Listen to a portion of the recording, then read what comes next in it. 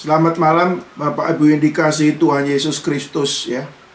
Kita hari ini akan melanjutkan Bible Study kita dari kitab Keluaran. Berapa minggu lalu kita sudah membahas tentang bagaimana Allah mempersiapkan dan memanggil Musa untuk dipakai Tuhan membebaskan bangsa Israel dari perbudakan di Mesir. Pekerjaan untuk membebaskan orang Israel dari perbudakan di Mesir dan menjadikan bangsa Israel untuk memasuki lembaran hidup yang baru sebagai satu bangsa. Ini bukan pekerjaan yang kecil dan juga bukan pekerjaan yang mudah. Ini bisa dikatakan sebagai mega project Tuhan. Pekerjaan yang besar daripada Tuhan. Membebaskan orang, sekitar 200 orang keluar dari perbudakan di Mesir, menuju tanah Kanaan, tanah perjanjian. Ini pekerjaan yang sangat besar, ya, sangat sulit, bahkan suatu pekerjaan yang mustahil atau mission impossible. Pekerjaan seperti ini ada pekerjaan yang tanpa penyertaan dan kekuatan daripada Tuhan tak mungkin bisa terjadi. Apalagi waktu itu negara Mesir adalah negara superpower, negara yang kuat. Dan ini sekarang kita melihat Tuhan memiliki pekerjaan yang besar. Nah, siapa yang diserahkan untuk melaksanakan tugas yang besar ini? Saudara, ini adalah sesuatu hal yang kalau kita pikir semanusia tidak mudah menjalankan tugas ini. Dan siapa yang dipakai oleh Tuhan? Dan ini adalah orang yang tidak pernah dipikirkan, tidak pernah diduga. Tapi semuanya sudah dalam pengaturan Tuhan. Allah memakai atau memanggil Musa untuk menjadi alat anugerahnya, membebaskan bangsa Israel dari perbudakan di Mesir. Dan kalau kita melihat kondisi Musa pada saat dipanggil oleh Tuhan, kita melihat secara manusia dia adalah orang yang tidak siap dipakai oleh Tuhan. Secara manusia dia orang yang tidak punya kompeten untuk melakukan pekerjaan Tuhan. Bahkan aspek negatif dia orang gagal sebetulnya.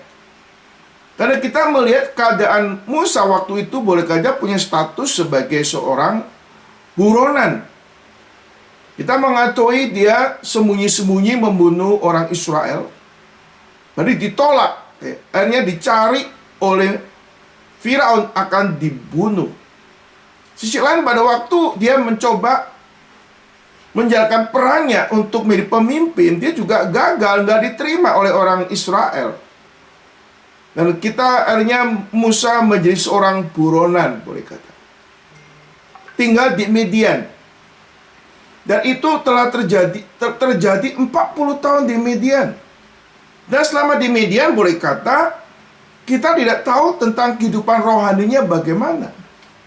Apakah dia punya pengenalan Tuhan yang makin bertumbuh, atau dia menjadi orang yang makin hari kemampuannya bertambah.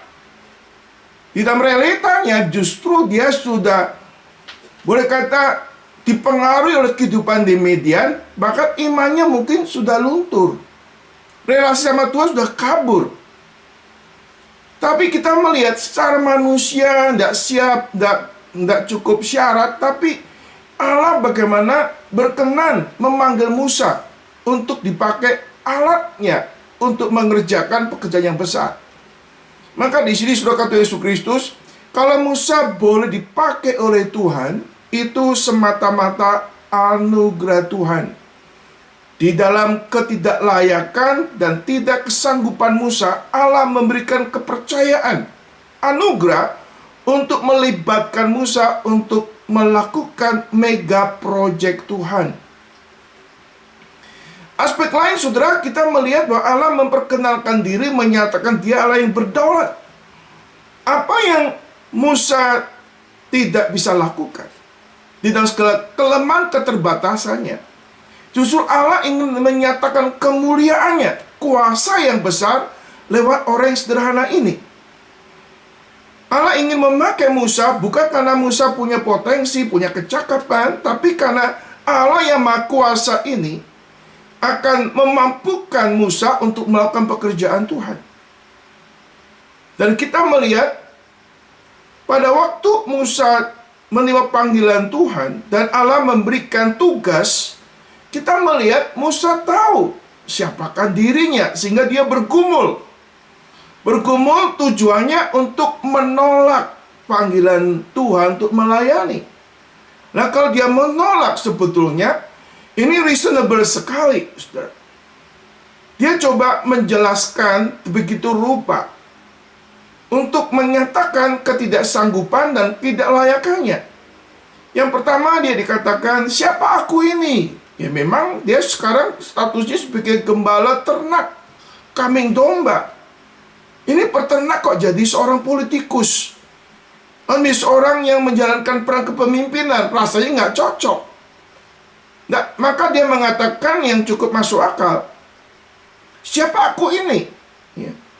Sisi lain menyatakan kerendahan hati dia, tapi kenyataannya memang siapa Musa untuk melaksanakan tugas yang besar ini. Di antara mungkin 600 orang dewasa, apakah nggak ada orang yang bisa melakukan tugas ini kalau Allah menyatakan? Dan kita melihat ini semata anugerah Allah yang berdaulat. Allah memakai siapa, nggak tergantung siapa orang itu. Allah bisa memakai siapapun yang Tuhan kehendaki. Ya. Musa berargumen, nanti kalau orang Israel sekarang mengatakan, Tuhan tidak berfirman kepada kamu, Tuhan bukan suruh kamu. Mungkin seperti dulu kamu coba melakukan sesuatu menurut keinginanmu. Maka dia ragu-ragu, betulkah Allah akan menyertai dia? Maka Allah mengkonfirmasikan, aku akan menyertai engkau. Lalu ditanya, siapakah namamu? Siapakah namanya? Ini jujur bahwa Musa selama ini mungkin pengenalan akan Allah udah kabur. Sudah 40 tahun tidak pernah Allah berfirman kepada dia. Atau orang 40 tahun sudah nggak pernah kebaktian, nggak pernah baca Alkitab. Mana bisa dia menjelaskan nama Tuhan?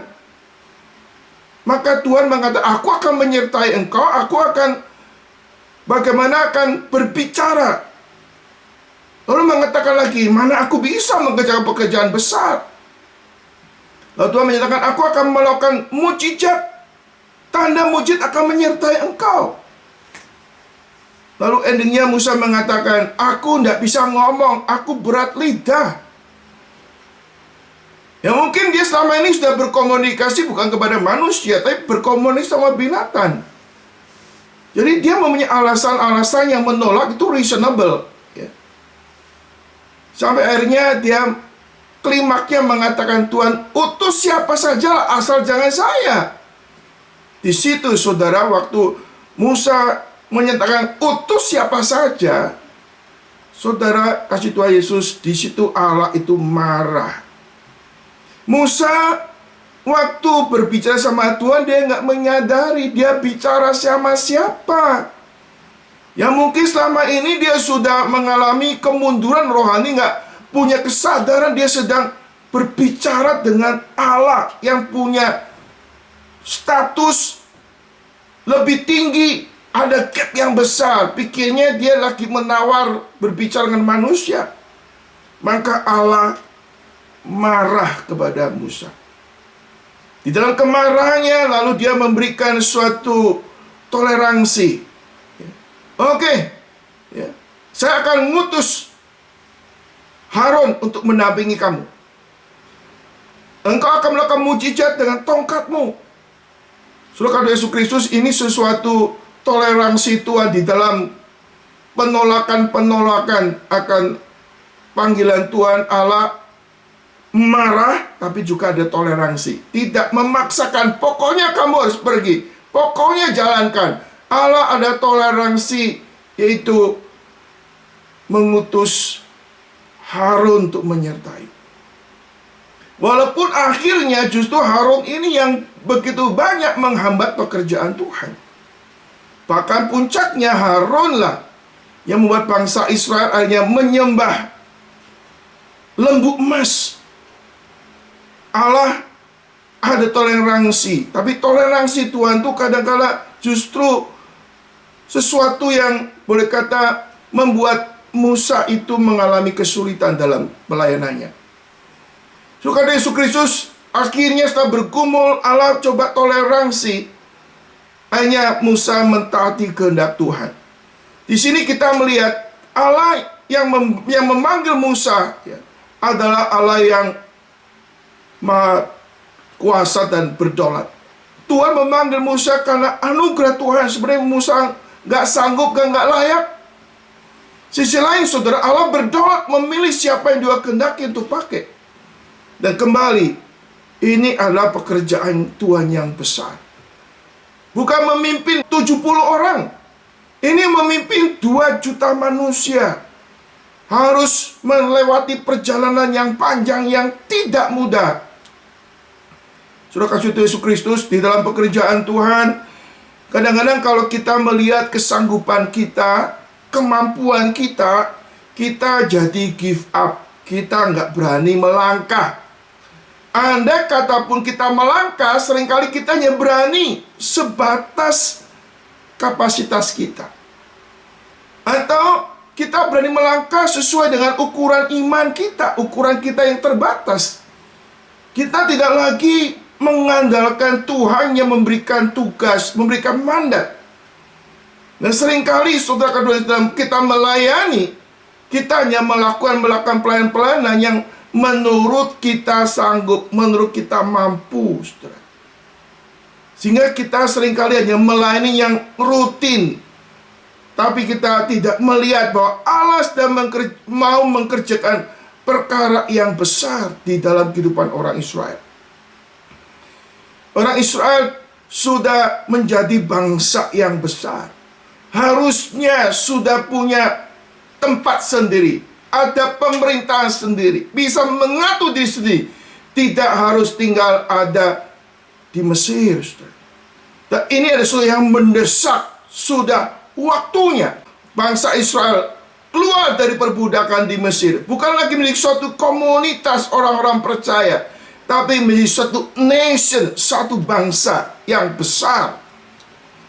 Saudara, kadang kita memikirkan pekerjaan Tuhan, ya, kita perlu melihat peka dengan kehendak Tuhan, peka dengan momen Tuhan. Dan kita berani melangkah dengan iman.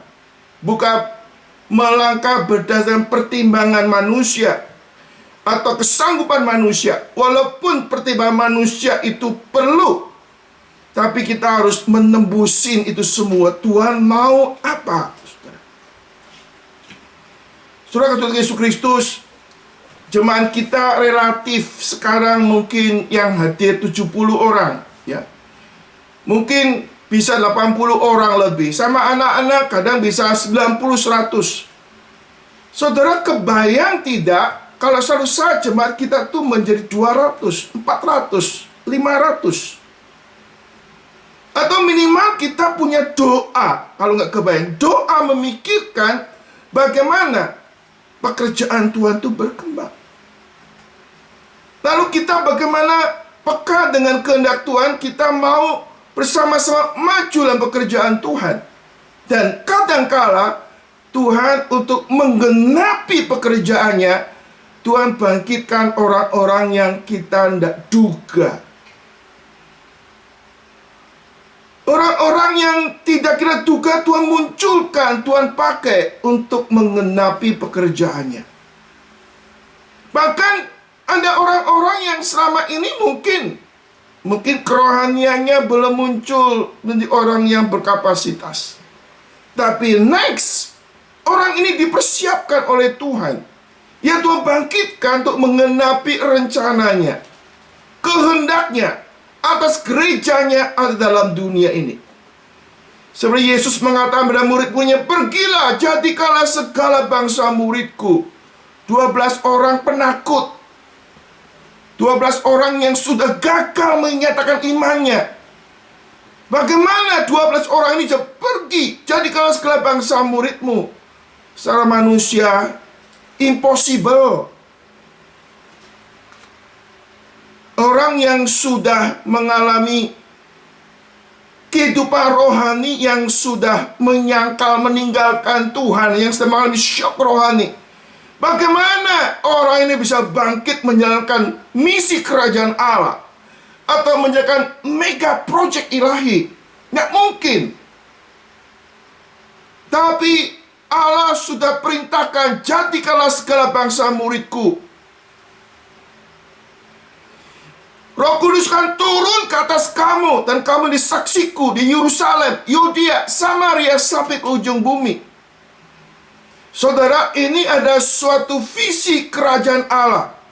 Bukannya sekedar membawa bangsa Israel keluar dari tanah Mesir di tanah Kanaan. Sudah ada orang tinggal pindah tempat. Tuhan punya proyek yang lebih tidak mudah, yaitu kita untuk menjangkau unreached people, to reach unreached people, menjadi suatu komunitas yang besar. Saudara Tuhan Yesus Kristus, secara manusia, siapakah 12 murid? Para nelayan, para gembala yang nggak sanggup mengerjakan sesuatu yang besar, seperti Musa, Pak gembala yang sudah gagal, gembala yang sudah mau pensiun. Bagaimana bisa dipakai oleh Tuhan? Tak mungkin mengerjakan pekerjaan yang besar.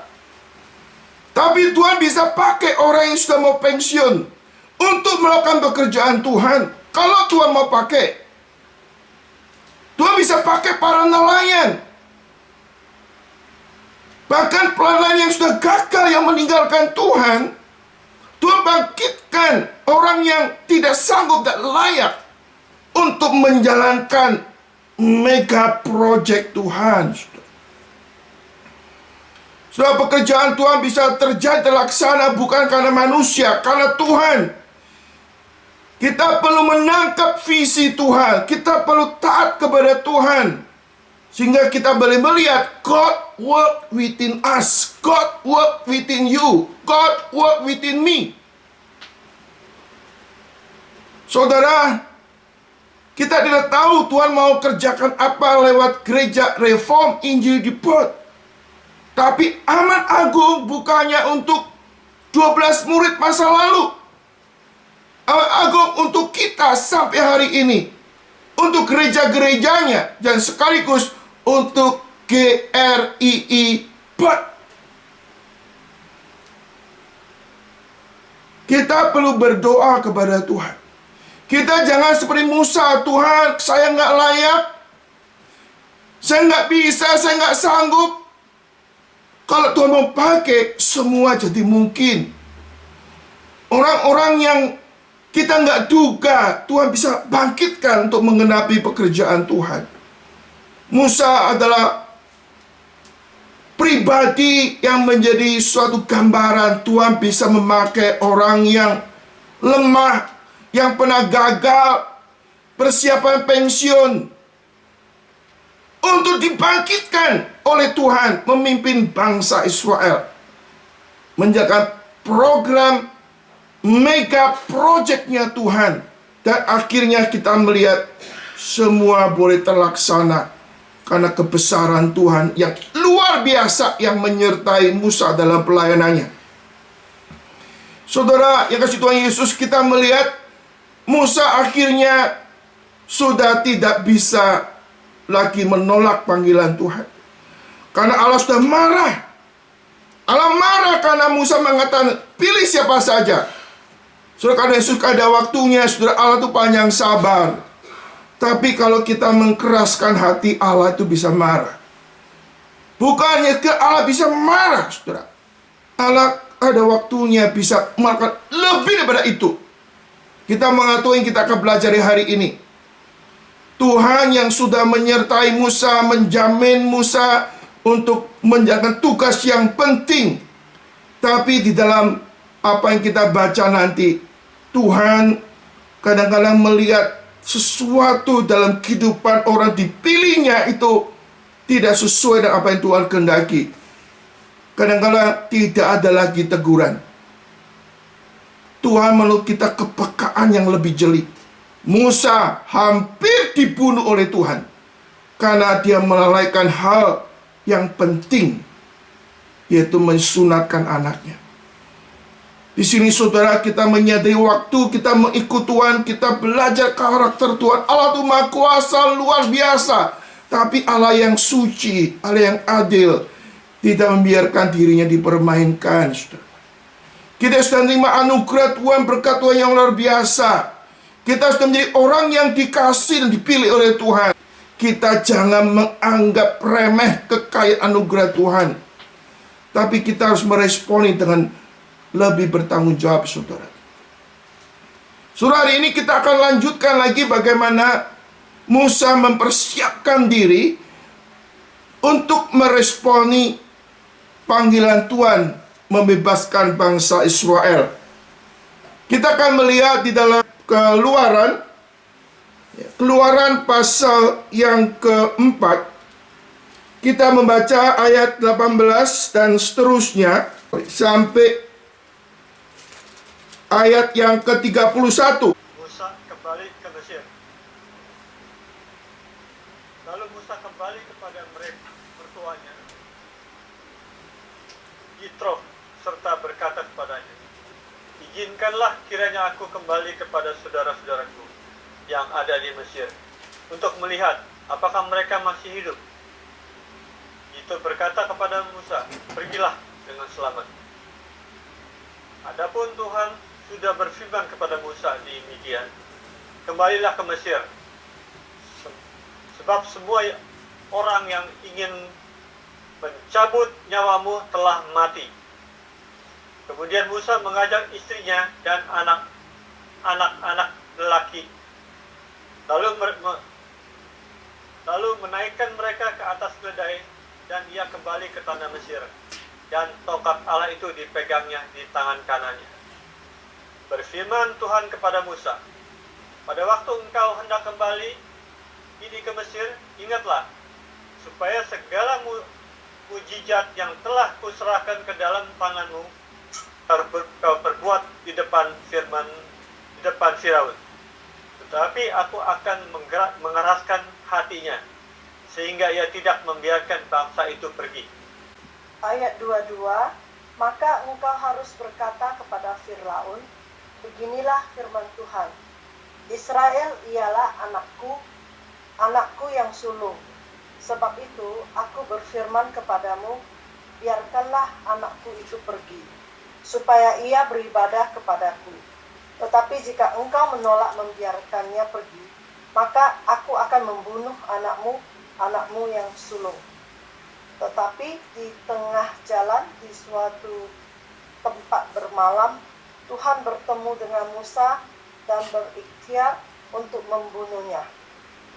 Lalu Zipora mengambil pisau batu, dipotongnya kulit katan anaknya, kemudian disentuhnya dengan kulit itu kaki Musa sambil berkata, "Sesungguhnya engkau pengantin darah bagiku."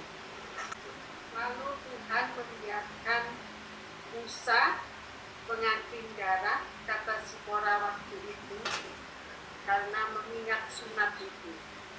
Berfirmanlah Tuhan kepada Harun, "Pergilah ke padang gurun menjumpai Musa." Ia pergi dan bertemu dengan dia di gunung Allah, lalu menciumnya.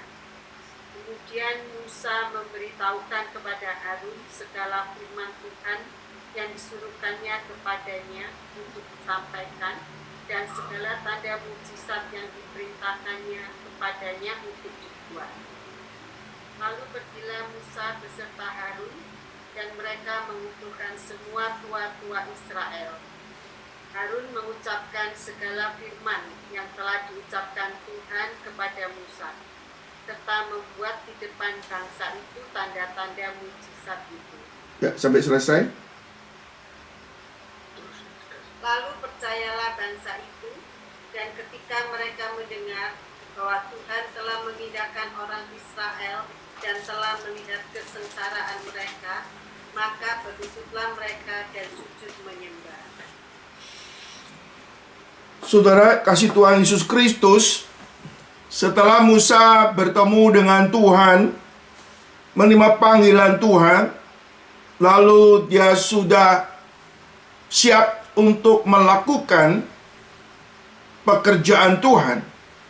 Ya, kita ada satu momen Musa bertemu dengan Tuhan dan komunikasi dengan Tuhan sudah selesai.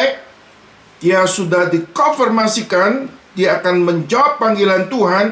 Lalu Musa kembali ke mertuanya, Jitro, serta berkata kepadanya, "Izinkan kiranya aku kembali ke saudara-saudaraku yang ada di Mesir untuk melihat mereka masih hidup."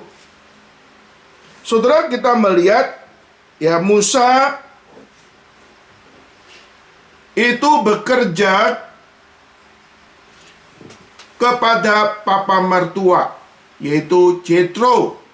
Kerjanya apa? Menggembala kambing dan domba. Ya, ini mirip-mirip dengan Yakob waktu dia bekerja kepada Laban. Ya, dia boleh kata bekerja kepada papa mertuanya, dan waktu dia menerima panggilan Tuhan, ya, dia minta izin kepada papa mertua. Ya, ini beda dengan Yakob melarikan diri karena papa mertuanya nggak beres. Ya, yang mengganti upahnya sampai 10 kali. Mertua yang nggak beres, ya, Yakob melarikan diri. Ya. Sekarang ini kita melihat Musa ketemu mertua yang baik. Dan Musa, waktu dia terima panggilan Tuhan, maka sebelum dia pergi ke Mesir, dia pamit. Dia menghormati papa mertuanya, dia pamit, tidak langsung pergi atau menghilang, bahwa anak istri pergi memenuhi panggilan Tuhan. Musa orang yang boleh kata punya sopan santun, ya, menghormati orang tua, minta izin, ya. Saudara, ini budaya yang baik, saudara. Kita sebagai anak-anak harus menghormati orang tua. Ya, menghormati orang tua adalah perintah Tuhan. Ya. Jangan dengan alasan kita melayani Tuhan, melakukan pekerjaan Tuhan, sehingga kita melalaikan tanggung jawab kepada orang tua. Tuhan Yesus pernah menegur, ya, pada waktu pelayanan, ada orang yang beribadah kepada Tuhan, tapi mengabaikan tanggung jawab kepada orang tuanya. Sehingga Yesus menegur, kamu mentaati tradisi, tapi kamu mengabaikan firman. Engkau katakan persembahan yang seharusnya diberikan kepada Tuhan, engkau berikan. Persembahan yang seharusnya diberikan pada orang tua, dia katakan sudah diberikan semua untuk Tuhan. Sehingga kewajiban kepada orang tua diabaikan. Karena kita mengatur dan menghormati orang tua, memperhatikan orang tua adalah perintah Tuhan. Kalau kita tidak menghormati orang tua, kita sedang berdosa kepada Tuhan. Hari ini banyak anak-anak yang terpengaruh budaya sekuler, budaya non-biblical. Setelah lulus SMA, tidak lagi ada hubungan dengan orang tua dan tidak peduli kepada orang tua. Kadang-kala secara manusia, kadang-kadang kita tuh melihat itu hal yang wajar, apalagi sekarang ada nursing home, ya, panti jompo, kan lebih terawat di situ. Ya, orang tua, anak-anak sibuk, ya, mengurus pekerjaan anak. Sudahlah, orang tua dimasukkan ke nursing home aja. Gak ada rasa hormat kepada orang tua. Sekilas di sini, saudara, Musa menunjukkan hormat kepada orang tua. Dia minta izin. Ya. Minta izin itu bukan minta izin dalam pengertian dia tuh memberitahu apa yang dia lakukan. Tapi aspek lain, saudara, di sini, saudara, Musa waktu minta izin dia tidak terbuka. Bahkan dia mengatakan, saya ingin mengunjungi keluarga. Ya. Ini namanya half truth, kebenaran separuh. Seharusnya Musa terbuka menyaksikan apa yang dialamin. Allah menampakkan diri kepada Musa, malah menjadi kepada aku. Allah memberikan visi yang besar. Sekarang aku mau pergi ke Mesir mentaati kehendak Tuhan. Tapi Musa tidak bicara, saudara, tuh hal ini. Sehingga dikatakan, saudara, Tuhan Yesus Kristus, izinkan kiranya aku kembali kepada saudara-saudaraku yang ada di Mesir untuk melihat apakah mereka masih hidup. Jethro berkata Musa, pergilah dengan selamat. Ya, kalau mengunjung sudah 40 tahun tidak pernah mudik ke rumah orang tua atau ke rumah saudara, ya Jethro sebagai mertua pasti memahami, sudah 40 tahun Musa kerja sama dia, tinggal sama dia, why not diizinkan? Nah, ini saudara, sebenarnya Musa misi utamanya bukan pulang kampung ketemu keluarga. Dia ke Mesir karena Allah memanggil dia untuk melakukan pekerjaan Tuhan. Tapi kali ini Musa tidak terbuka atau tidak jujur, saudara. Ya, saudara, orang tidak jujur itu dua hal. Pertama, tidak jujur dengan niat jahat, merugikan orang. Itu nggak jujur, itu jujur yang tidak jujur, yang jahat tuh. Kita melakukan sesuatu, ada twist, memutarbalikkan kebenaran. Kejujuran yang merugikan orang. Tapi ini, saudara, Musa, ketidakjujuran, ketidakterbukaan ini bukan punya niat jahat. Dia ada sedikit kekhawatiran, ketakutan. Ya. Kalau dia menjalankan misi seperti itu, ini pekerjaan, mungkin dia khawatir, ya, apakah mertuanya akan percaya tentang panggilan Tuhan. Apalagi Imam Midian ini, Jethro orang Midian, ya, tidak mengenal Allah Abraham, Allah Yakub, Allah Ishak, ya. Mungkin dia menyembah Allah yang beda, saudara. Sehingga, saudara, ini ada pergumulan Musa. Ya, sisi lain kita maklumi Musa sudah sekian lama tidak ada relasi yang hidup dengan the true God, Allah yang benar. Sehingga Musa sendiri mungkin masih bergumul tentang panggilan Tuhan. Maka di sini waktu Yesus Kristus, Musa akhirnya tidak terbuka kepada Jethro. Aku mau menengok saudaraku.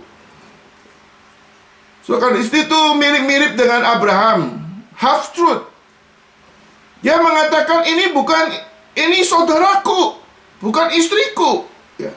Karena ketakutan dia, ketakutan kalau nanti dibunuh oleh Firaun, sehingga istrinya diambil. Ini juga ketakutan, jangan-jangan mertuanya tidak bisa memahami, apalagi nggak diizinkan pergi. Di sini waktu Yesus Kristus, kita melihat adanya toleransi Tuhan kepada Musa, saudara. Secara manusia jelas ini half truth, yang menutupin kebenaran, menyampaikan hal yang lain, saudara.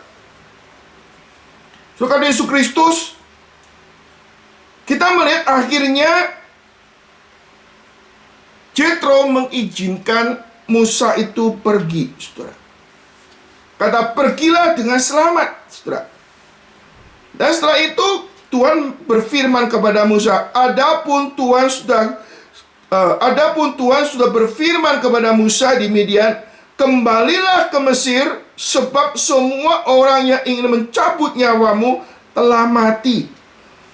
Artinya saudara, sebenarnya Musa tidak perlu takut untuk menceritakan apa yang dia telah terima daripada Tuhan. Karena Allah sudah kasih tahu bahwa orang-orang yang mau bunuh sudah nggak ada. Sehingga Musa harusnya tidak ada kekhawatiran, nggak perlu takut pergi ke Mesir, saudara. Tapi kita melihat inilah jati diri daripada Musa. Musa bukan orang yang sempurna, orang biasa. Ada ketakutan, kekhawatiran. Tapi di dalam ketakutan, kekhawatiran, dia berusaha untuk taat kepada Tuhan. Dalam hidup ini, saudara, waktu kita melangkah, kadang-kadang masih ada kekhawatiran, ketakutan.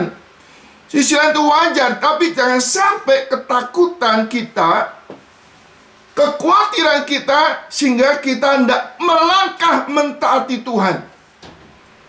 Di dalam kita melangkah mentaati Tuhan, kadang-kadang kita bukan berarti bebas dari kekhawatiran, bebas dari ketakutan.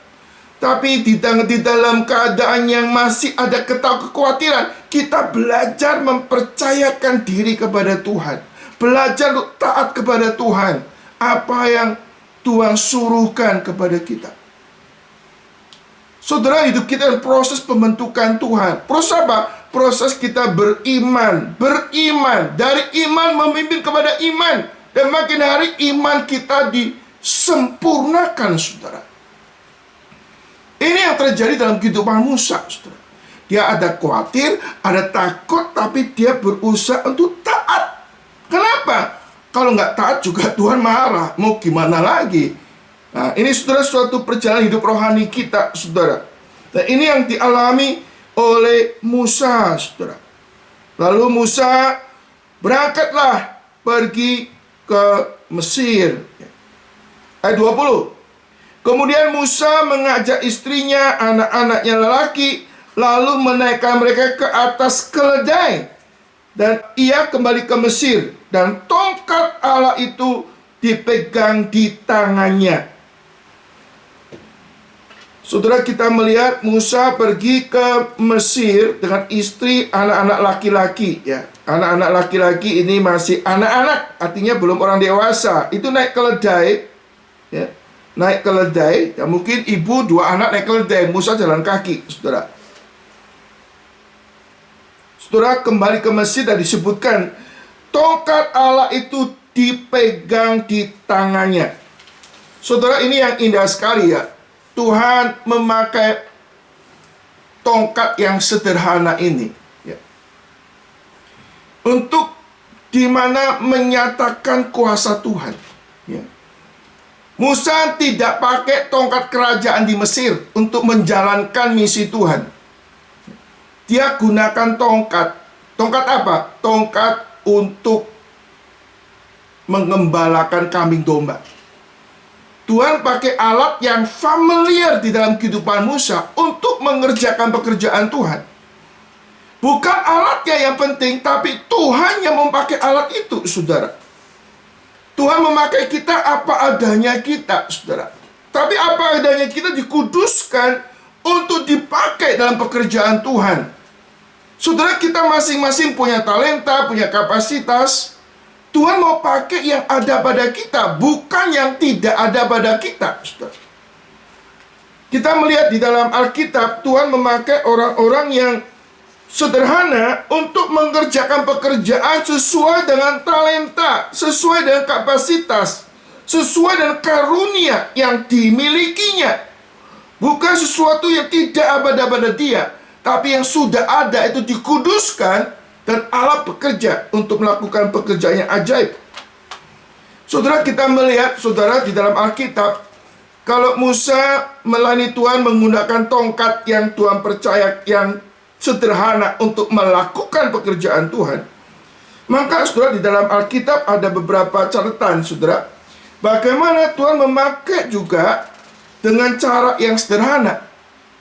Ambil contoh Daud. Daud berperang melawan Goliat yang besar, bukan pakai pedang, bukan pakai perisai yang besar. Tuhan pakai ketapel, alat sehari-hari yang dia pakai, saudara. Tuhan pakai kita dengan apa adanya, saudara. Ya.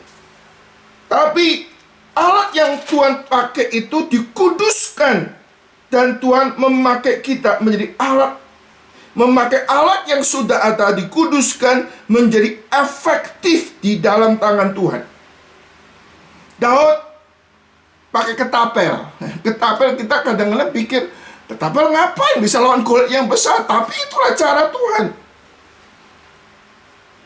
Kita melihat di dalam kehidupan yang lain, saudara, kita melihat di dalam kitab Hakim-Hakim, ada orang pakai itu loh, pahanya binatang untuk pukul orang. Ya, ada Samgar. Tuhan pakai dengan pakai itu loh, paha binatang untuk menghancurkan musuh. Di dalam Alkitab juga kita melihat Tuhan memakai 5 roti dan 2 ikan dari anak kecil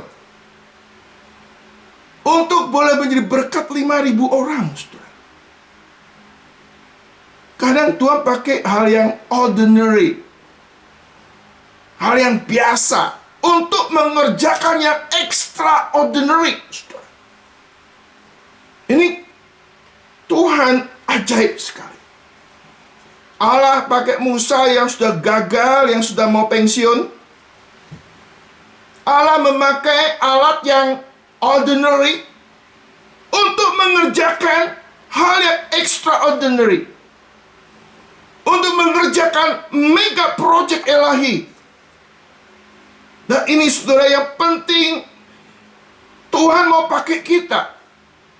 Yang penting kita mempercayakan diri kepada Tuhan. Maka segala sesuatu mungkin, walaupun manusia dilihat tidak mungkin.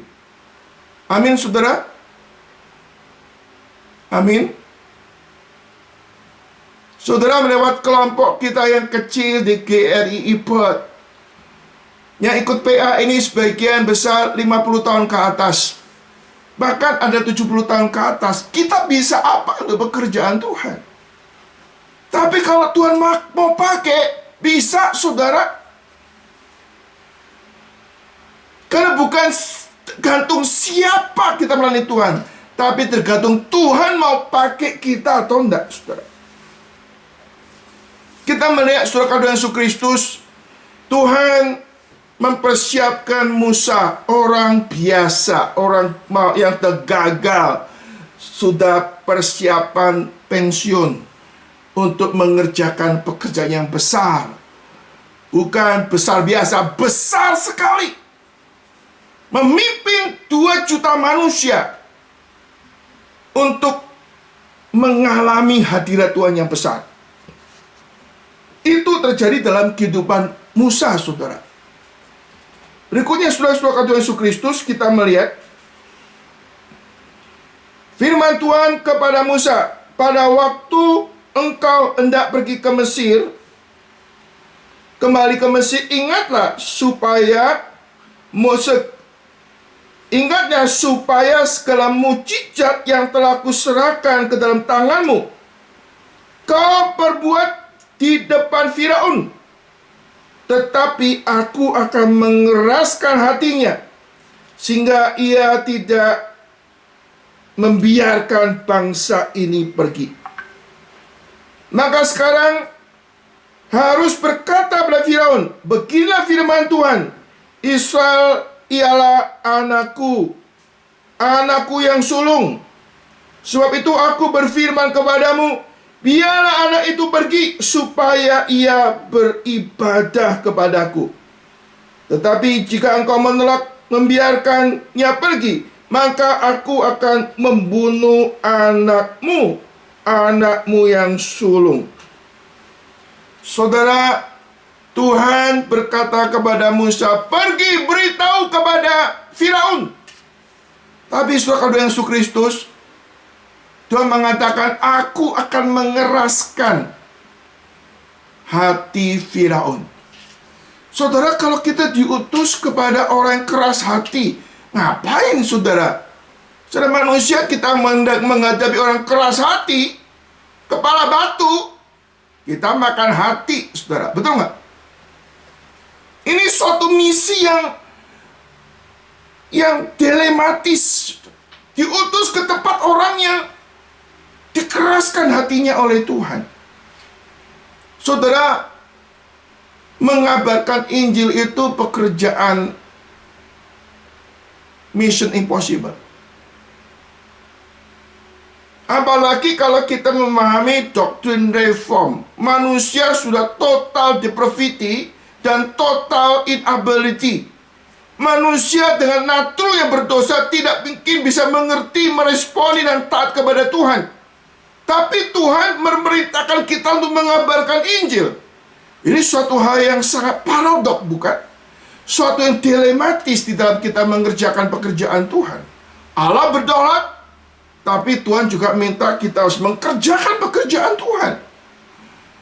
Bagaimana kita mengharmoniskan antara God's sovereignty and human responsibility?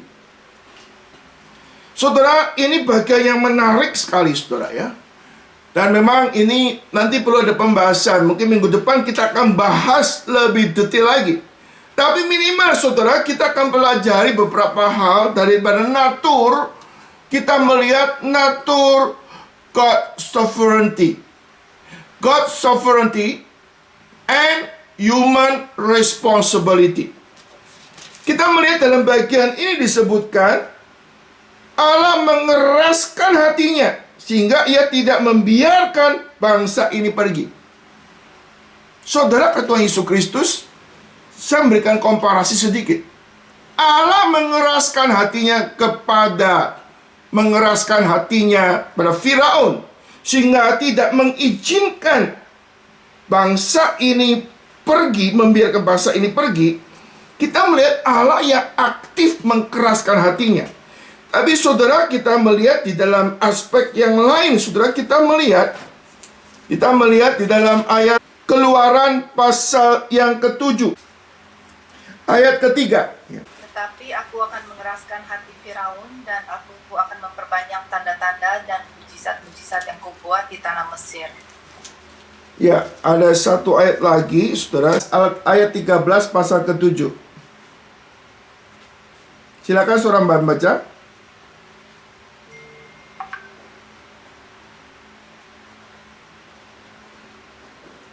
Keluaran 7 ayat 13. Tetapi hati Firaun berkeras sehingga tidak mau mendengarkan mereka keduanya, seperti yang telah difirmankan Tuhan. Nah, kita melihat di sini, saudara, aspek lain bagaimana Firaun itu mengeraskan hatinya atau berkeras hatinya. Jadi, setelah kita melihat di dalam satu aspek, kita melihat Allah mengeraskan hatinya. Tapi aspek lain, saudara, Firaun juga berkeras hatinya. Nah, istilah Firaun berkeras hatinya seperti Musa juga berkeras hati menolak Tuhan. Ya. Musa orang keras menolak Tuhan. Saya mengatakan, Tuhan utus orang lain sajalah. Ya. Demikian juga waktu Firaun mengatakan berkeras, mirip dengan Musa ini. Tapi kita melihat, saudara, kalau kita berkeras, ya, berkeras sama siapa, saudara? Berkeras sama Tuhan, mana bisa Tuhan itu dilawan, saudara? Musa berkeras sama Tuhan, Allah berdaulat. Sampai akhirnya tidak bisa tidak. Apa yang dikehendak Tuhan harus dilaksanakan oleh Musa. Demikian juga, saudara, kita melihat Allah punya Firaun mengeraskan hati untuk tidak melakukan kehendak Tuhan. Tapi dia sedang ngomong berhadapan dengan siapa? Dengan Tuhan yang berdaulat. Boleh engkau keraskan hati menolak, engkau akan hancur karena Tuhan.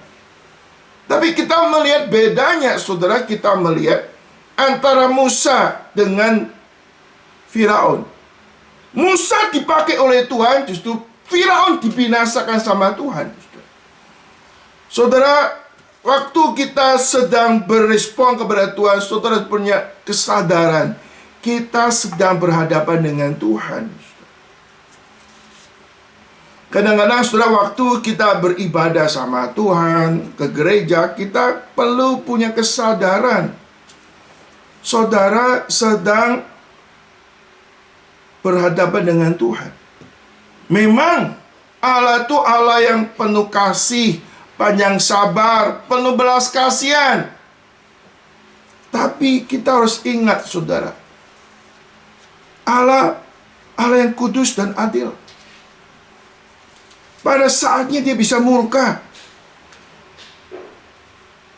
Ada saatnya kalau kita terus menolak, Tuhan bisa hancurkan hidup saudara dan saya, saudara. Allah yang dahsyat, saudara. Saudara, kita harusnya punya kesadaran bahwa kita tuh hormat dan takut kepada Tuhan. Dan hormat takut kepada Tuhan kita bedakan. Hormat takut kepada Tuhan sebagai seorang anak, sama hormat dan takut kepada Tuhan kita yang belum jadi anak Tuhan. Saudara, Firaun itu belum jadi anak Tuhan. Bukan anak Tuhan. Musa, orang Israel, sudah anak Tuhan. Harusnya ketakutan hormatnya itu bukan hormat takut dan hormat seperti orang lain. Karena kita takut hormat kepada Tuhan yang mencintai kita, saudara. Kita jangan menjadi orang yang istilah take it for granted. Orang yang menganggap sepi anugerah Tuhan, lalu kita sembarangan, kita sembrono sama Tuhan. Ya. Sisi lain Allah tuh berdaulat. Ya. Tapi aspek lain, saudara, ada bagian kita tanggung jawab melaksanakan apa yang menjadi bagian di dalam kehidupan saudara dan saya. Saudara kandung Yesus Kristus, saudara, kita melihat Tuhan mengutus Musa untuk menghadapi Firaun. Dan Tuhan kasih tahu bahwa Firaun akan mengeraskan hati. Dan engkau harus keraskan hati untuk apa? Tekun menghadapi Firaun, saudara. Kadang-kadang Tuhan menyingkapkan kita. Waktu kita melakukan pekerjaan Tuhan, Tuhan kasih tahu, engkau akan mengalami kesulitan, engkau akan mengalami penolakan, engkau akan mengalami kerja keras. Waktu kita kasih tahu engkau mengalami kesulitan, penolakan, kadang-kadang kita sudah give up, Tuhan, nggak usah dilaksanakan. Karena Tuhan justru menyatakan engkau kesulitan, tantangan, penolakan, tapi aku menyertai kamu. Dan aku akan nyatakan tanda-tanda mukjizat. Dan akhirnya pekerjaanku akan jalan. Betapa besar kesulitan, berapa besar tantangan, Allah melampaui kesulitan apapun yang kita hadapi. Waktu kita memandang Tuhan, maka nggak ada kesulitan yang tidak bisa kita hadapin. Amin. Paulus mengatakan, I can do through him who give me strength. Segala perkara dapat kutanggung di dalam Dia yang memberi kekuatan kepadaku. Saudara, waktu Musa harus melaksanakan tugas misi yang besar, Tuhan kasih tahu, kesulitannya juga besar, tantangannya juga besar. Tapi nggak perlu takut, aku hadir menyertai engkau. Ada tanda-tanda mujizat yang akan menyertai, yang akan memampukan engkau. Akhirnya pekerjaanku akan jalan. Di sini, saudara, waktu kita meresponi perintah Tuhan, saudara harus pegang janji Tuhan. Tuhan menyertai kita, Tuhan akan memampukan kita. Sehingga waktu kesulitan, saudara tetap tegar menghadapi. I am not alone. God be with me. He will give strength in our ministry. Musa dikasih tahu kesulitan, tapi Tuhan menyertai. Ada tanda dalam menyertai. Sehingga walaupun sulit, Musa melakukan kehendak Tuhan. Terakhir, saudara-saudara Tuhan Yesus Kristus, kita lihat ayat berikutnya. Tetapi di tengah jalan, suatu tempat bermalam, Tuhan bertemu dengan Musa, berikhtiar membunuh Musa. Lalu Sipora mengambil pisau, batu, dipotongnya kulit kantan anaknya. Kemudian disentuhnya dengan kulit itu kaki Musa, sambil berkata, sesungguhnya engkau pengantin darah bagiku. Lalu Tuhan membiarkan Musa, atau tidak membunuh Musa, pengantin darah, kata Sipora itu karena mengingat sunat itu. Saudara, kita melihat saudara, Tuhan tiba-tiba bertemu dengan Musa dan berikhtiar membunuh Musa. Wah, saudara, ini sangat unpredictable. Wah, Tuhan mau pakai Musa. Allah berfirman kepada Musa, tapi tiba-tiba Allah bertemu dengan Musa, mau membunuh Musa. What's wrong? Tanpa ada peringatan, tanpa ada sesuatu yang melatar belakang, langsung Allah bertemu dengan Musa, mau membunuh Musa. Dan Sipora tahu, saudara. Ini saudara, seorang istri yang harus aware. Kenapa? Kalau Musa bermasalah, namanya suami, sudah jadi suami istri, maka seorang istri harus tahu masalah suami, mengabaikan pergumulan suami. Sebaliknya suami harus memperhatikan pergumulan daripada istri. Tidak bisa masalah istri hanya suami itu mengabaikan, saudara. Kita harus saling ada keterbukaan, saudara. Kadang-kadang saudara, seorang suami bergumul menangis sendiri, istri nggak tahu, istri nggak mau tahu. Aspek lain sebaliknya, saudara, istri bergumul, suami nggak mau tahu, nggak mau pusing, mau urus sendiri-sendiri. Saudara, dalam hidup bersama kita tidak boleh center living. Kita suami istri sudah menjadi satu daging. Apa yang terjadi suami, ada bagian daripada istri. Apa yang terjadi pada istri, ada bagian dalam suami. Karena kita sudah menjadi satu daging. Saudara Yesus Kristus, apa yang terjadi dalam kehidupan Musa sehingga Allah itu berikhtiar mau bunuh Musa? Saudara Yesus Kristus, nah kita saya akan bahas, saudara ya. Kenapa? Masalah sunat, saudara. Masalah Musa belum menyunatkan anaknya. Musa punya dua anak, Gersom sama Eliezer. Dan Gersom mungkin sudah disunat, Eliezer itu belum. Dan Musa, saudara, sudah sekian lama ada di Median. Sehingga mungkin dia sudah melupakan tradisi sunat yang sebetulnya sudah dimulai pada zaman Abraham. Zaman Abraham sudah tegaskan, anak perjanjian harus disunat pada usia yang namanya 8 hari. Dan di Midian, saudara, banyak penafsir mengatakan, di Midian lebih banyak mengadopsi apa yang terjadi pada Ismail. Disunat sudah usia 13. Dari sini kita melihat masalah sunat itu masalah yang sangat krusial. Kenapa?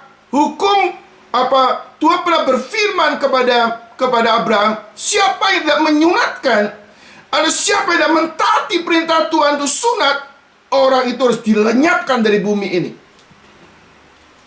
Coba kita lihat saudara kasih Tuhan Yesus Kristus di dalam ayat 7 sampai 10. Silakan membaca, saudara. Kejadian 17 ayat 7 sampai 10.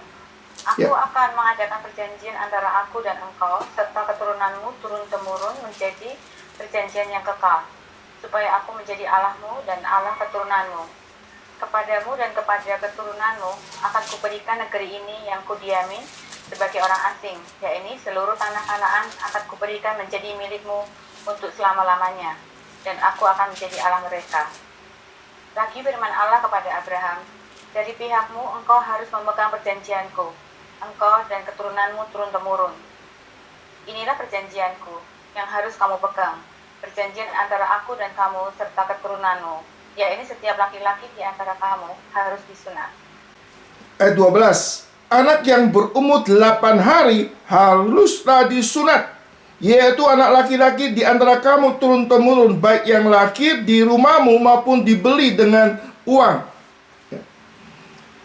Dari salah satu orang asing, tetapi tidak termasuk keturunanmu. Saudara perhatikan ayat yang ke-14. Dan orang yang tidak disunat, yaitu laki-laki, atau dia dikerat kulit kantanya, maka orang itu harus dilenyapkan dari antara orang-orang sebangsanya. Ia telah mengingkari perjanjianku. Saudara, ini dosa yang tidak melakukan suatu nilai rohani. Saudara, ada namanya dosa simbolik. Dosa simbolik itu tidak menghormati, tidak mentaati perintah Tuhan secara sememorial. Ini lebih berat daripada dosa berzina, mencuri, berdusta. Banyak orang kurang aware. Orang lebih mempeka dengan dosa-dosa secara moral. Tapi dosa secara rohani, dosa simbolik ini hal yang serius. Sampai Tuhan tuh mau bunuh Musa. Loh, setelah masalah sunat ini tanggung jawab Musa sebagai kepala keluarga. Kenapa Musa tidak melakukan? Nah, kita melihat saudara, siapa yang salah seperti ini? Pertama, Musa sebagai kepala keluarga yang salah. Yang kedua, yang salah siapa? Sipora yang mempengaruhi Musa. Maka Sipora itu segera aware, saya salah ini, menunda atau tidak taat kepada suami untuk melaksanakan perintah Tuhan. Maka kita melihat bahwa Sipora segera berinisiatif menyunatkan anaknya. Anda tahu problem ini, saudara. Saudara, kita sebagai kepala keluarga harus punya prinsip. Prinsip untuk mentaati kebenaran Tuhan. Hati-hati kepada istri yang gak peka kehendak Tuhan. Istri-istri harus mengenal dekat sama Tuhan, sehingga kita suami istri sehati, tahu kehendak Tuhan dan mentaati kehendak Tuhan. Sesuai kata Yesus Kristus, kita melihat hal yang serius masalah sunat. Karena sunat itu tanda perjanjian. Saudara, kita melihat di dalam perjanjian baru, sunat itu diganti dengan baptisan. Di dalam sunat ada darah. Di dalam baptisan, di dalam Kristus ada darah Yesus, darah perjanjian yang mensucikan kita, yang memperdamaikan kita dengan Allah. Saudara, baptisan memang tidak menyelamatkan, tapi baptisan itu perintah Tuhan. Jadi, pergilah jadikanlah segala bangsa muridku, baptislah mereka demi nama Bapa, Anak, dan Roh Kudus. Walaupun kita diselamatkan tuh oleh anugerah melalui iman, tapi setelah kita bertobat, menyatakan pertobatan kita memberi diri dibaptis. Suatu penyataan adanya covenant grace, anugerah perjanjian Tuhan. Dan Musa di sini melalaikan hal yang penting, tidak menyuruhkan anak. Saudara, dari hal ini kita melihat Allah yang suci tidak membiarkan dipermainkan. Maka kita dalam ikut Tuhan ya, kalau kita masih diperingatin Tuhan, itu masih baik ada peringatan. Sisi lain kita harus menjalin relasi sama Tuhan sehingga ada kepekaan rohani, sehingga kita tidak melakukan atau melalaikan perintah Tuhan, atau kita lupa atau mengabaikan kehendak Tuhan sehingga kita bersalah kepada Tuhan. Kadang-kala waktu kita melakukan suatu pelanggaran, lalu kita kemudian anggap biasa sampai kita lupa dengan hal yang prinsip yang kita langgar. Kadang-kala Tuhan tidak ada lagi peringatan. Tuhan mau jalankan apa yang menjadi prinsipnya. Puji syukur saudara, kita melihat adanya kepekaan, kesadaran, kesalahan daripada Sipora. Dia salah, dia sadar dia salah, lalu dia mengambil sikap segera, tidak menunda. Tunda sebentar, Musa mati. Dia langsung sunatkan, jalankan perintah Tuhan, tidak menunda lagi, tidak mengabaikan lagi. Lalu kita melihat, selamatlah Musa. Saudara, kita harus mendoakan pasangan kita Suami mendoakan istri, istri mendoakan suami, orang tua doakan anak-anak, doakan orang tua. Kita saling menjaga perjanjian Tuhan. Kita menjadi teamwork, saling perhatikan supaya kita tidak berdosa kepada Tuhan. Tapi kita boleh hidup menyenangkan Tuhan. Dosa tidak halangan membuat engkau dipakai. Dosa tidak menghalangan engkau boleh melihat kebesaran kemuliaan Tuhan. Tuhan ingin melakukan perkara-perkara yang besar dalam hidup kita. Maka adalah kita mensucikan diri dari segala kenajisan hidup kita. Kita mau serahkan hidup, persembahan yang hidup, yang kudus dan yang berkenan kepada Allah. Itu ibadah kita yang sejati.